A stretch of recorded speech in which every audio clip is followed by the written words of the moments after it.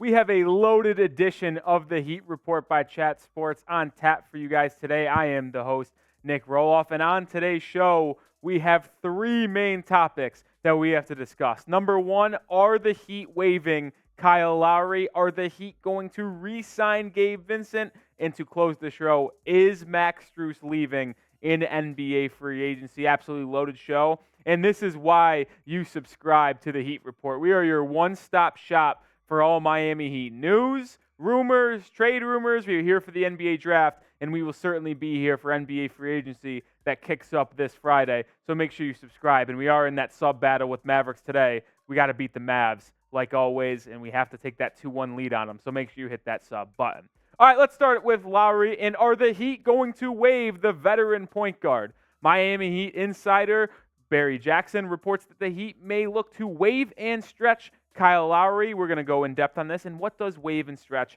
even mean? This is what Jackson had to say. He said, according to two sources, the Heat have been giving thought to potentially using the waive and stretch provision on Lowry if Miami is unable to trade him.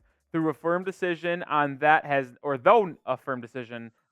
not been made, that waive and stretch mechanism would allocate his remaining cap hit equally over the 3 seasons. And to be honest, this makes a lot of sense.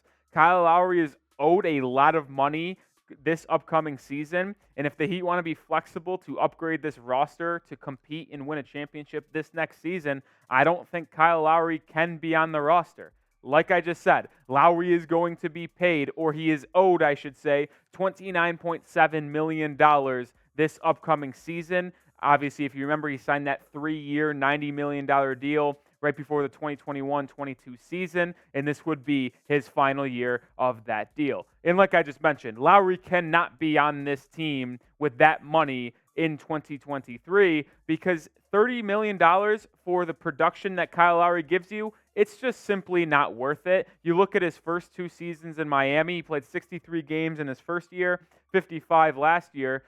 Pretty respectable. Like, this is exactly what you would expect from Kyle Lowry, but obviously almost every number declined from the first year to his second year. Lowry's an older player, so it makes sense that his stats would start declining. 13 to 11, 7.5 to 5, 4.5 to low 4, 44 to 40, and 37 to 34. Lowry's play is declining. He played less games. He's getting more injury prone. He was big in that postseason run, but for $29.7 million, it is not worth it. So a lot of you guys might be asking yourself, what does the waive and stretch mean, and what does it do? Well, Lowry, like I mentioned, would have a 29.7 cap hit this next season if you keep him where he is now. If you can't trade him and you decide to waive and stretch him, it means that salary would be paid to him over the course of the next 3 seasons. So his cap hit would be $9.9 million this year, then following year, and the year after that. And it is kind of tough because he would have 2 years of dead cap because he obviously would not be playing for you, but he'd be getting paid $9.9 million each of the next 2 seasons. But it does give you a lot of flexibility this offseason to help upgrade this roster. You'd lose Lowry, but you'd pick up almost $20 million in cap space for this upcoming offseason. This is what Barry Jackson had to say on the Miami Heat cap situation, and I think this encapsulates exactly what the Heat would be thinking.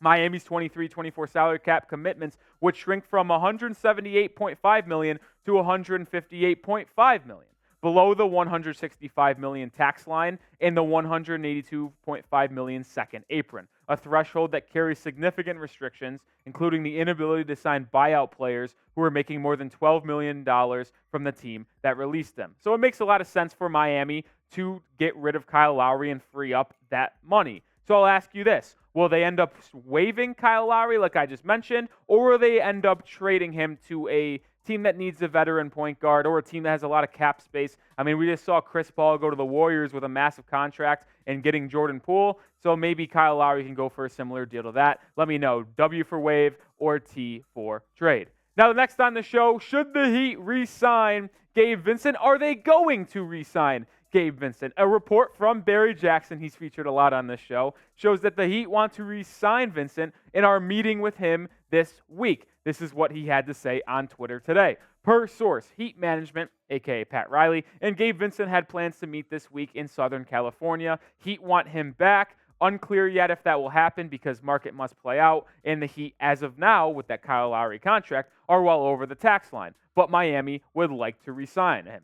And I got to be honest, I'd like to re-sign him too. Gabe Vincent was very pivotal in this Heat team, making this postseason run and playing in the NBA Finals. And he has shown the ability to get better in every year he plays in the NBA. These are his first 4 years in the association. I mean, he did not even have a rotation spot in his rookie year. I mean, it makes sense. He was an undrafted free agent. Got a little bit of playing time in year 2 and steadily improved his game. And then year 3 is when he took that jump to actually play in a real role. 8.7 points per game, 41.7% from the field, and 37% from 3. And then this past season, he was half starter, half bench. When Lowry really left halfway through the season with an injury, Vincent became your starter, and he started every postseason game, averaging 9.4 points per game this past season. His efficiency was a little bit down, but I would expect that to get better in a second year full starting. But look what he did in the playoffs here. He averaged 30 minutes per game this playoff run, putting up 12.7 points per game, 3.5 assists, while shooting 40% from the field and 37.8% from 3. Gabe Vincent was an absolute baller in this postseason run for your Miami Heat. And like I just mentioned, the Heat would have not had a chance to get to the NBA Finals if it wasn't for Vincent logging really important minutes at that starting point guard role. And that's kind of why I want him back. It's just kind of echoing that statement that he is a playoff riser. And I've mentioned this on many shows talking about Damian Lillard and Paul George, that the Heat like people who play when the lights are the brightest. Game tenses up. Defenses hone in on your skills and your weaknesses. We've seen it with Jaylen Brown. His weaknesses get shown even more in the postseason because people are really game planning against you. Vincent is able to rise to that level of play and play even better when the matters the most. I will always love a playoff riser on my roster, and I know for a fact Pat Riley likes to build rosters around guys who play well in the postseason. So if I had to think of a potential contract for him, it's a really struggle because I don't know what his market would be, but I think a fair market value for him would be 3 years for $40 million. That puts it just at about $13.3 million per year, which is a little bit more than the mid-level or at that mid-level exception. I don't think the Heat have the ability to use that, so they would just be using normal cap space for that. But I think that is a solid place to go and start from. I saw some people project potentially him getting $60+ million on Instagram and Twitter. I think this is a much more suitable number for Gabe Vincent. And that free agency will start this Friday. And here at Chat Sports, we will have you covered with the best free agency coverage to kick off 2023 NBA free agency. This will be our thumbnail for day one on Friday, starting at 6 p.m. Eastern, 5 p.m. Central. So if you want to check out the best free agency coverage, be informed on every move that gets happened this NBA offseason, click on this thumbnail and subscribe to Chat Sports. You won't regret it. Next on the show, is Max Strus leaving in free agency? A lot of rumors surrounding Strus. We know he likes to get loose, and he might be leaving in a different or he might be playing in a different uniform this upcoming year. Zach Lowe of ESPN on his podcast, The Lowe Post, said this today: the amount of Max Strus buzz right now is ridiculous. Max Strus is getting the mid-level exception. All those teams are scared that someone with cap room is going to beat that offer. So Strus might even get more than the mid-level exception. So he might get closer to 13, 14, 15 million annually a year. And that's absolutely insane to me. Strus is a very good player, undrafted free agent, has earned everything he's gotten, but getting that much money, it's a little bit of a shock to me. And this is why I think the Heat can only retain one of Gabe Vincent and Max Strus. I didn't even know if they'd be able to retain both, if we're going to be honest, but it seems like the Heat want Vincent, and they're going to choose Gabe Vincent over Max Strus in free agency. And this is what Strus did last year. If you just want to look at the two players, I mean, Strus had better numbers when it comes to shooting efficiency and points per game, but Vincent did a lot more when it comes to handling the ball. He's a better defender. Meanwhile, Strus only putting up 11.5 points per game.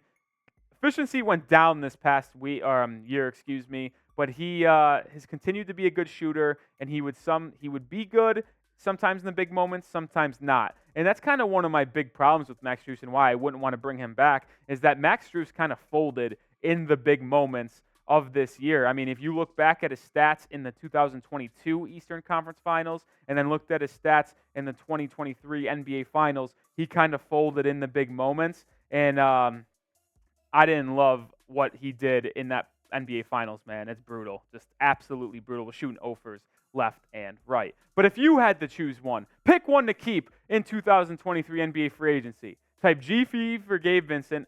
Type MS for Max Strus. Let me know which Heat free agent you'd like to keep the most this upcoming offseason.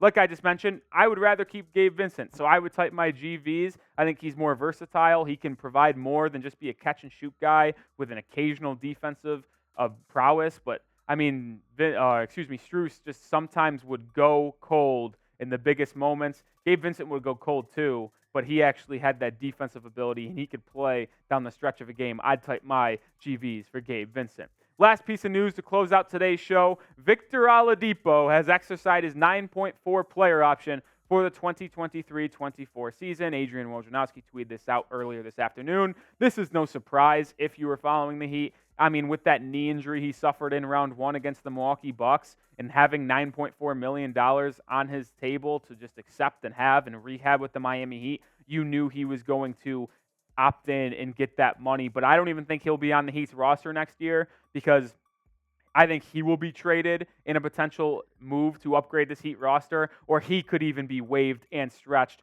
to save $9 million, move that cap space from 9 to 3 and save $6 million. It makes a lot of sense for the Heat to move on from Victor Oladipo. I know when we traded for him a couple years ago from Houston, we had a lot of high hopes for Oladipo joining the squad. Unfortunately, injuries always kept him away from this Heat team, and he wasn't able to really make the impact Heat fans wanted to, and he did, and it was really unfortunate. But all love to Victor Oladipo. Hopefully he heals up this season, whether it be in the Miami Heat's facility or somewhere else. That's going to do it for today's show. As always, make sure you subscribe. Thanks for checking us out throughout the entirety of this video. Like I mentioned earlier on, we have a lot to get through in NBA free agency, Heat rumors, Heat news, trade rumors. It is everywhere. That's why you subscribe to us at the Heat Report.